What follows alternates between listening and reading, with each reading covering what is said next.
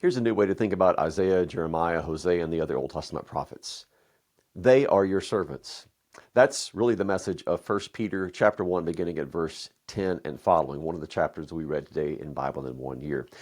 Peter says that the Spirit of Christ was within these Old Testament prophets, and he was using them to talk about the sufferings and the subsequent glories of the Christ. They were predicting what was to come. The Holy Spirit of Christ was within them predicting this. And then he says in verse 12, it was revealed to them that they were not serving themselves, but you. So, for instance, when Isaiah talks about the servant of the Lord, when he predicts the Messiah and calls him the servant of the Lord, Isaiah was serving you.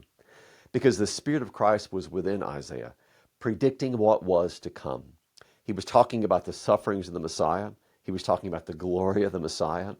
And these words pointed forward to their fulfillment, which Peter says, you talking to his readers and to us, which we are now experiencing.